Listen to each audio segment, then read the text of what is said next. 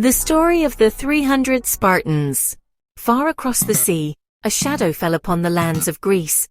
A mighty glittering army, greater than any seen before, marched with a single sweeping purpose: to conquer. In the city of Sparta, the commander Xenophon heard the news. He knew what must be done. "We cannot stop the tide," he told the elders, "but we can choose the ground where it breaks." The place was a narrow mountain path called the Hot Gates, Thermopylae.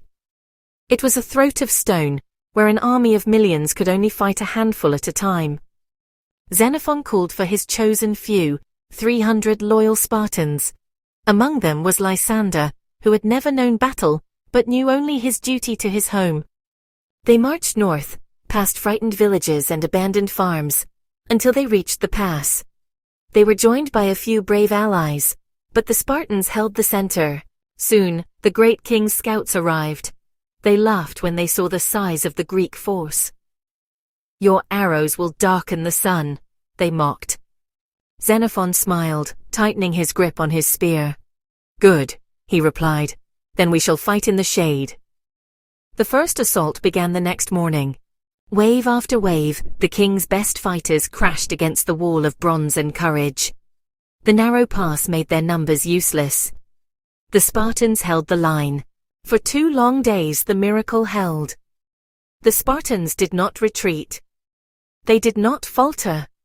They only stood, defending the stone throat of their homeland. But on the 3rd day, treachery found a way. A local shepherd, tempted by gold, showed the enemy a secret path over the mountains, leading behind the Spartans' position. When Xenophon heard the grim news, he ordered the allies to flee and save themselves. But he and his 300 Spartans remained. They had sworn an oath. The final charge was not a battle, but a stand. Alone, surrounded, the 300 fought until they could fight no more.